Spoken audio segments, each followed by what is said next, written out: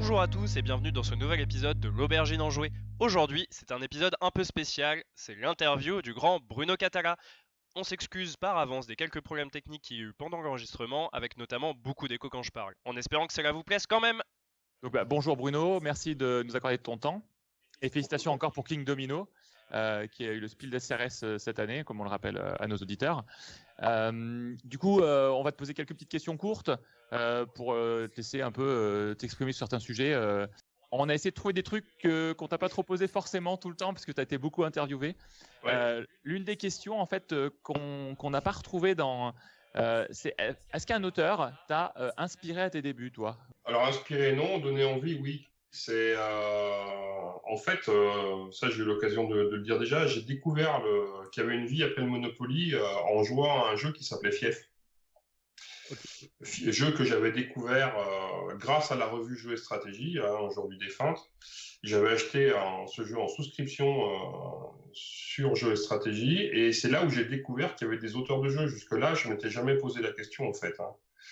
Et j'ai pris une telle claque avec ce jeu qui était tellement différent de tout ce que je pouvais connaître avant. J'avais aucune vision du monde du jeu de société moderne, que là je me suis dit mais moi je veux faire ça aussi quoi un jour.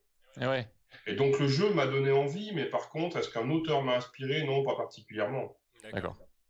Alors du coup, moi j'ai une petite question. J'ai découvert en faisant des recherches justement que vous étiez ingénieur en sciences des matériaux. Tu me vois finalement alors. Ouais, non, pardon, mais... excusez-moi. Non, excuse-moi.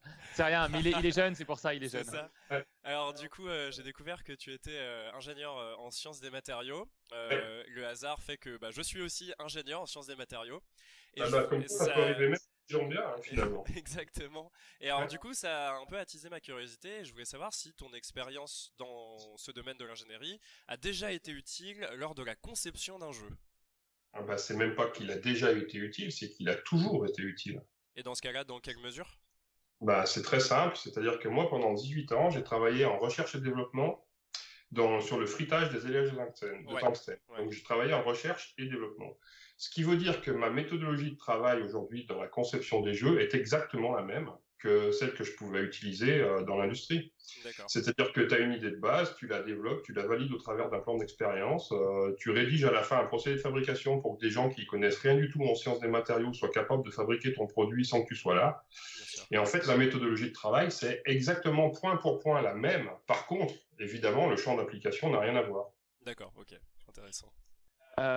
Du coup, une autre question un peu plus générique, c'est ton meilleur souvenir autour d'un jeu que t'es créé ou pas forcément, au niveau de ta création à toi, par exemple.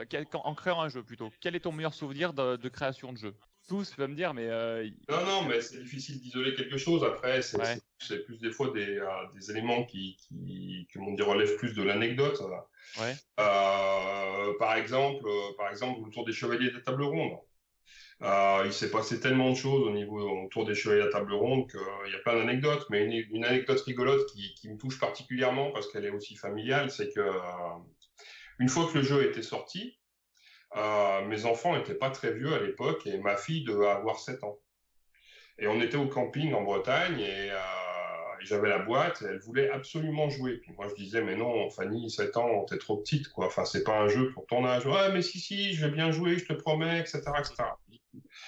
Je dis écoute, d'accord, j'explique les règles mais je te promets. Je veux dire t'as intérêt à écouter comme il faut. Puis si tu joues mal pendant la partie, si tu comprends pas, etc., on arrête la partie.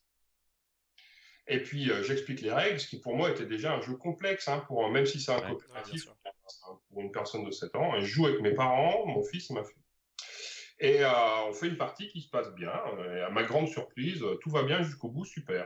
Le lendemain, elle veut rejouer. Bon, on en refait une du coup. Et puis là, putain, elle fait n'importe quoi. Mais n'importe quoi. Et alors je commence à dire non mais Fanny, attends, tu te rappelles ce qu'on a dit hier là, ça commence à bien faire. Alors, ouais non mais ça tu m'as pas expliqué. Et puis t'as les larmes qui commencent à arriver, tu sais, et là tu commences à douter, tu te dis mais c'est vrai que j'ai pas expliqué toutes les règles parce qu'il y a beaucoup. Et du coup, tu sais, comme c'est un coopératif, c'est au fur et à mesure. Donc, je me mets à douter, mais ça, est-ce que je lui en avais parlé hier, etc., etc. Puis donc, elle se remet à jouer correctement. Puis après, elle refait encore des conneries. Et puis, putain, jusqu'au bout comme ça. Et à un moment donné, on est sur le point de gagner. C'est à elle de jouer. si elle joue correctement, on gagne. Et en fait, il y a 11 catapultes. Et là, elle prend une catapulte, elle met la 12e catapulte. Ouais. Mais je dis, mais Fanny, mais... Et là, tu as les larmes qui remontent dans ses yeux. Elle a un grand sourire. Elle prend sa carte, elle me dit, non, mais je le fais, non. Ouais, voilà. 7 ans. Parfait, quoi. La manipulation. Voilà. Donc ça, bon, c'était une anecdote un peu longue, mais voilà. C'est parfait, c'est parfait. Et moi, en fait, ma question, c'est, enfin, tu es auteur de jeux professionnels, tu fais ça tout le temps, c'est de la création. C'est une passion surtout. Hein. Je déteste le mot auteur de jeux professionnel. Je suis auteur de jeux, c'est tout. Et puis c'est pas d'ailleurs, comme d'autres. Mais voilà, on fait ça par passion avant tout. Je comprends bien, mais ce que j'ai pas, c'est qu'en fait, enfin, tu fais ça dans la journée, etc. Et ça peut des fois.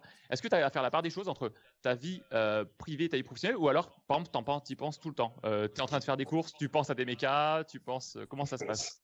Non, il n'y a pas de frontière. C'est du 100%, ce qui n'est pas forcément simple à vivre pour ton entourage d'ailleurs. Oui, c'est pour savoir un peu. Non, moi je suis full-time dans ma tête, hein, mais depuis tout le temps en fait. Hein. De toute façon, c'était déjà vrai avant, quand j'étais dans l'industrie sur mes sujets de recherche. Tu décides, tu peux pas interdire à ton cerveau de réfléchir. C'est pas possible. Et puis les mystères de la création, c'est justement ça, c'est qu'à un moment donné, l'idée elle arrive quand elle arrive. Point. Et c'est pas toi, en aucun cas tu peux décider de t'asseoir à ton bureau en disant, hey, tiens, aujourd'hui je vais créer un jeu. Ça marche comme ça. L'idée, elle vient à un moment donné, et elle vient surtout quand tu fais autre chose, d'ailleurs en général, qui est totalement déconnecté du monde du jeu. Et après, il faut la capter, la garder, et ensuite le développement, tu peux le faire de façon rationnelle et en te mettant autour d'une table, mais la création, pas du tout. Et donc, il y a beaucoup de moments où je suis en famille ou avec des amis, etc., et où en fait, dans ma tête, je suis un peu absent. Et donc, du coup, est-ce qu'il y a plus de plaisir à créer seul ou justement créer à plusieurs? Moi, j'aime bien les deux, en fait. Donc, il n'y a pas plus que l'un que l'autre. En fait, moi, j'ai eu l'occasion de le dire déjà plusieurs fois, mais pour moi, créer, c'est douter. Et douter à plusieurs, à douter à deux, c'est plus confortable que de douter tout seul.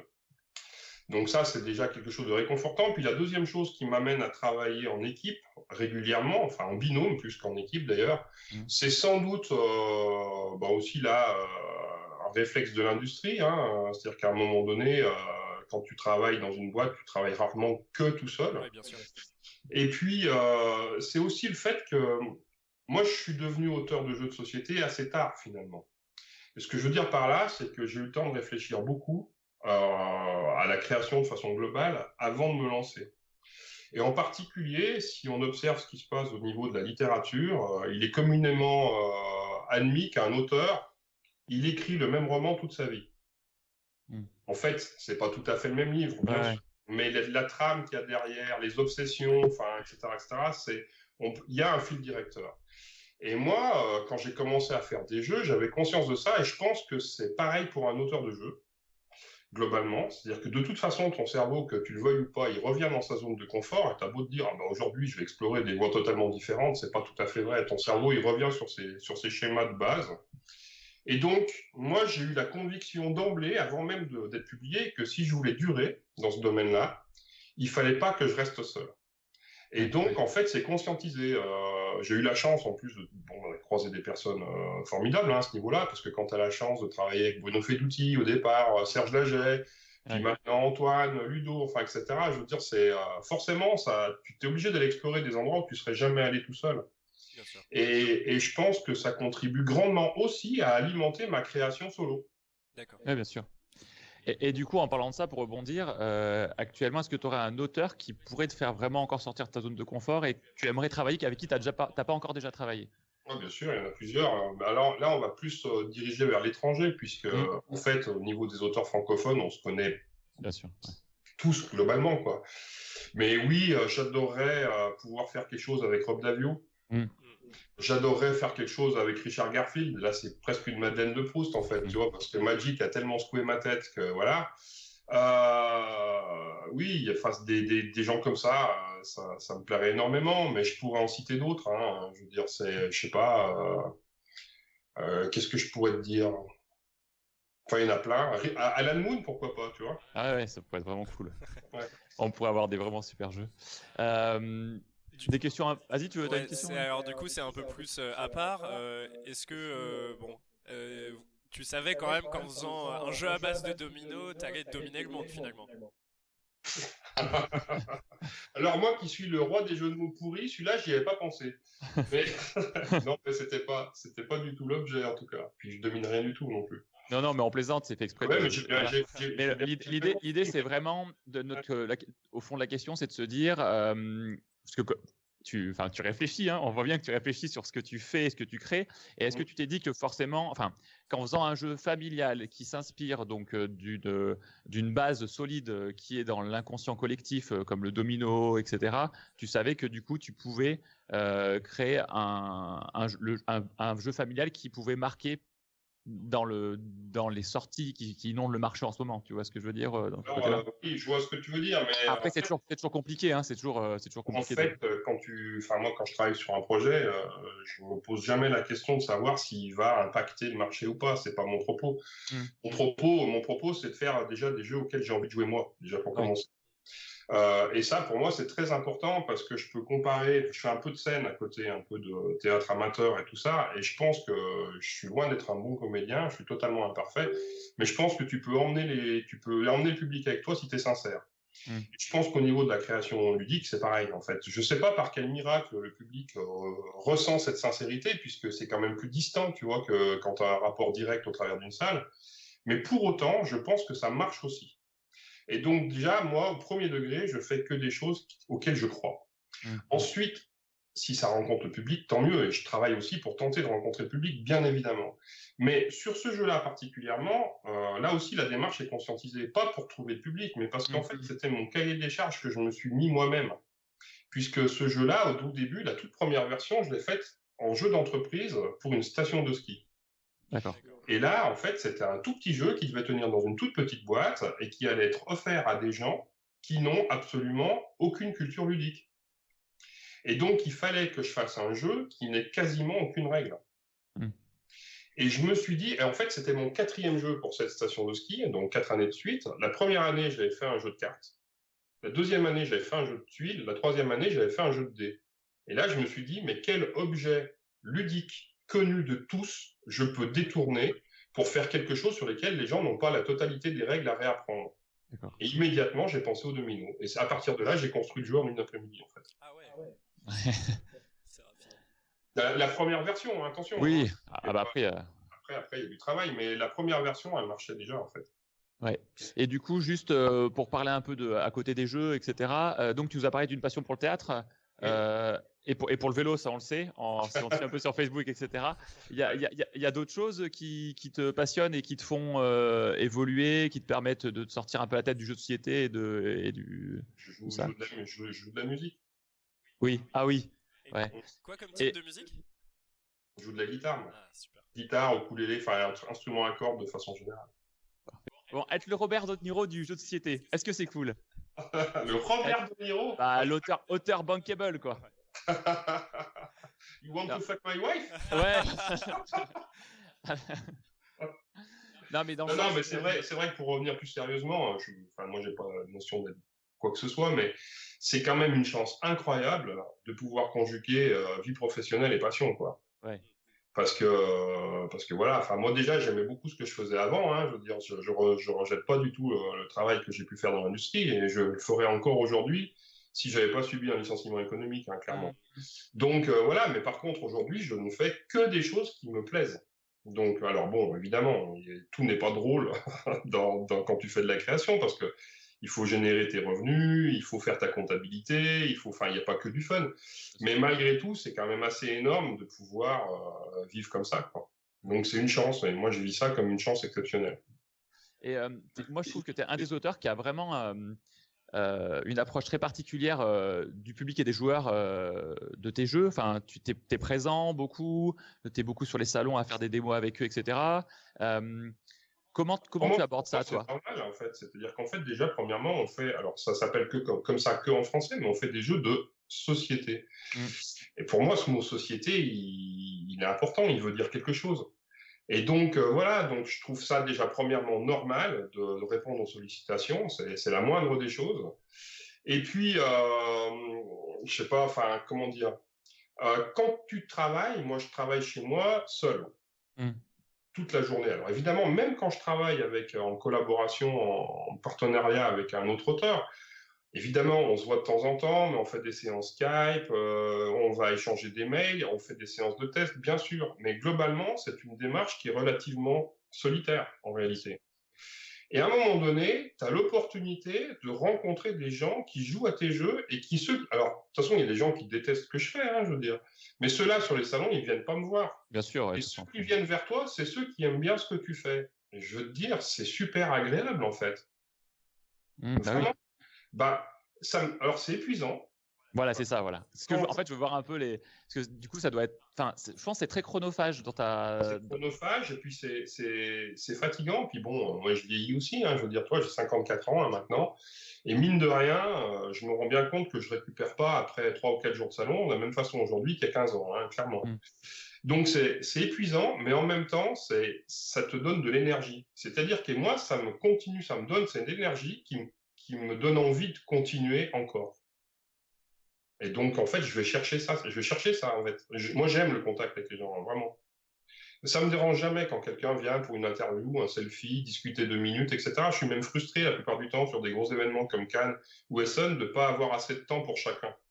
Ouais, mais ça se sent. Ouais. Enfin, moi, je sais qu'en tant que joueur, moi, la première partie que j'ai fait sur un salon avec un auteur, c'était toi. Ouais, c'était à Bourgoin, c'était Cléopâtre et la Société des Architectes. C'est ça, en 2006 ou 2006, ouais. Ouais, quelque chose comme ça. Ouais. C'était vraiment une super partie. Non, je dis, moi j'aime ça, vraiment. Ouais, tu vois, cette semaine-là, je suis allé faire une animation chez Cultura mercredi après-midi à Ville-Lagrand. C'est pas le nombre de boîtes que je vais vendre en plus ce jour-là qui va changer ma vie, surtout quand tu gagnes 30 centimes par boîte, si tu veux. Ouais. Par contre, j'y suis allé, ça va être annoncé. Il y a des gens qui sont venus spécifiquement, pas beaucoup, mais il y en a qui sont venus spécifiquement. Et on a passé une après-midi à échanger, discuter, jouer autour d'une passion commune. Et moi, je fais pas de distinction entre les gens qui viennent vers moi, qui sont des joueurs, et moi qui suis auteur. En fait, on fait partie de la même famille. On fait partie de la famille de ceux qui aiment jouer, qui aiment les jeux de société, tout ça. On partage une passion commune. Et donc voilà, moi je trouve ça juste cool en fait. Et alors du coup, est-ce qu'il y a un jeu auquel tu joues en ce moment qui t'accapare un peu plus que d'autres? Ouais, mais c'est pas un jeu de société classique. Je me suis offert la Switch cette année. Ah, et bon, j'ai joué à Zelda évidemment au début, mais là je suis sur comment ça s'appelle c'est Mario et les lapins crétins à Kingdom Battle. D'accord. Okay. Et là, je suis en train de terminer le jeu et ça me plaît parce que c'est une sorte de jeu d'échecs fantastique, on va dire, d'une certaine façon. Et donc, tactiquement, ça me plaît. Et dans ce cas-là, est-ce que tu penses qu'il y a un parallèle qui est faisable et même conseillé à faire entre les jeux de société et les jeux vidéo? Ou ça reste quand même deux mondes assez distincts? Non, pour moi, c'est exactement la même chose, en fait. C'est simplement le support qui n'est pas le même, hein, mais à partir de là, ce qui compte, c'est le plaisir ludique. Et après, il y a différentes façons. Le support n'est qu'un outil pour t'amener au plaisir ludique, si tu veux. Moi, il y a beaucoup de gens, ça m'amuse toujours, parce que sur tous les sites ou tous les pseudo-spécialistes, ils analysent le jeu, en fait, au travers de 3 critères qui sont la thématique, le matériel et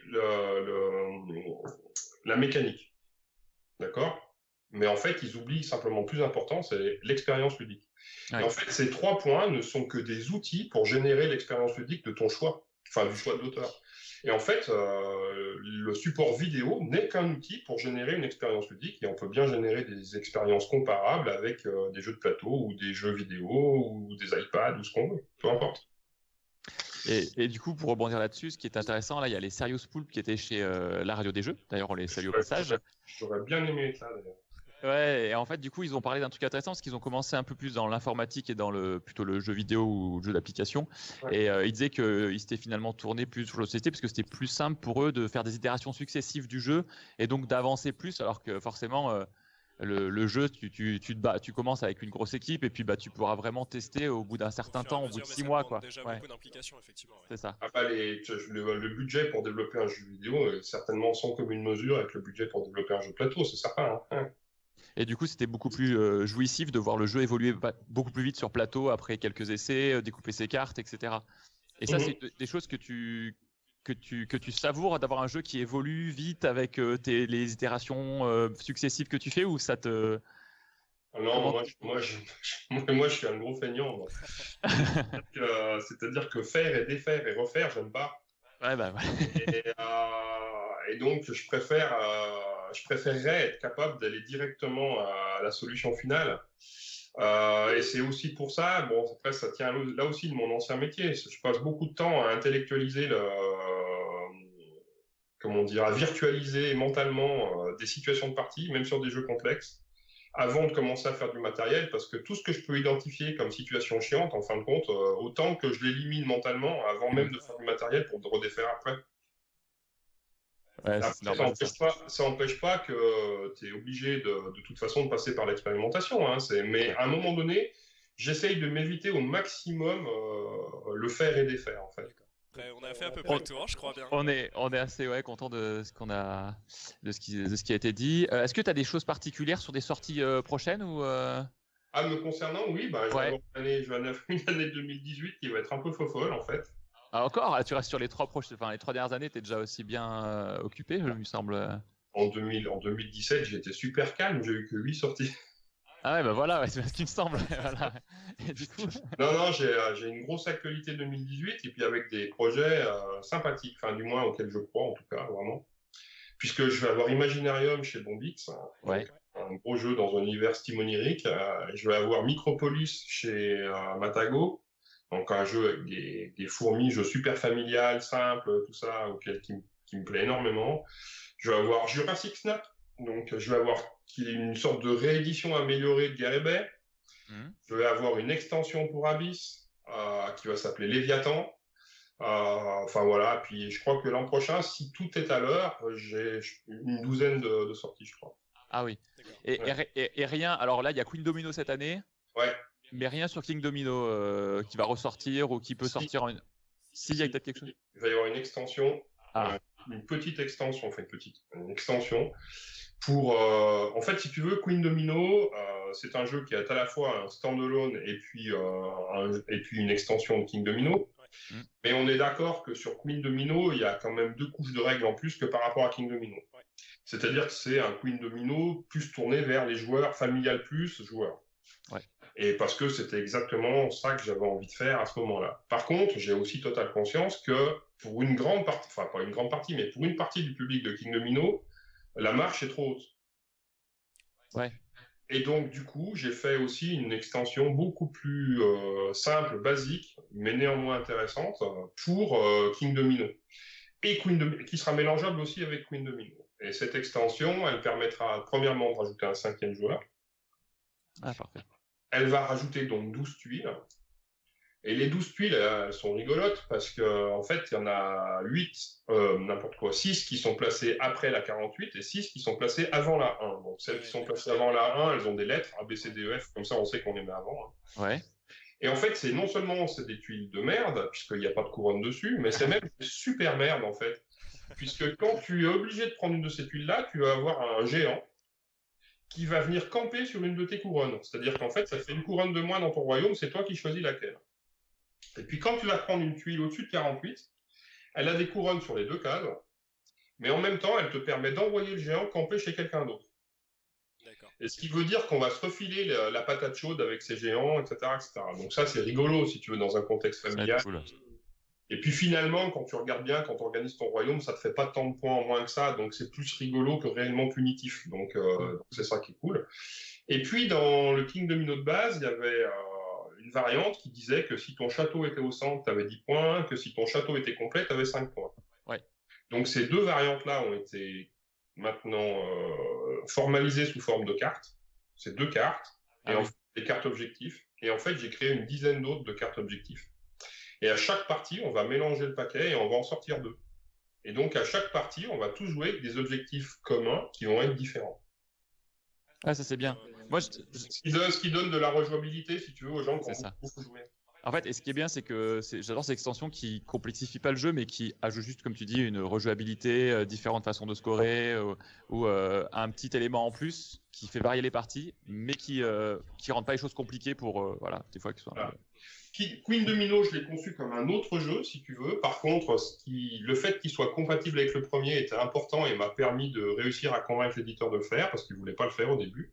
Ouais. Et parce qu'il le trouvait trop compliqué. Mais moi, c'était à ça que j'avais envie de jouer, donc j'ai réussi à les convaincre de le faire. Je pense qu'aujourd'hui, ils sont contents. Et King Domino, enfin, l'âge des géants, donc la petite extension pour King Domino, bah, elle satisfera un public beaucoup plus familial quand les gens qui jouent avec leurs enfants de 6, 7, 8, 10 ans, enfin tout le reste. Parfait.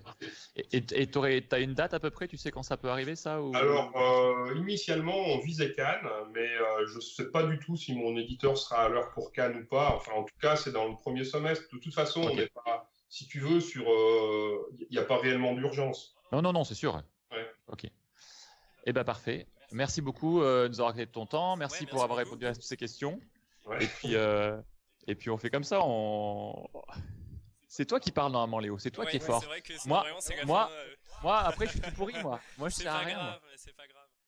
Voilà, c'était l'interview de Bruno Catala. Merci beaucoup à lui de nous avoir accordé cet entretien. En espérant que ça vous a plu, n'hésitez pas à partager vos réactions sur les réseaux sociaux, Facebook, Twitter, Instagram, SoundCloud, la totale. On se retrouve très bientôt. Passez de bonnes fêtes!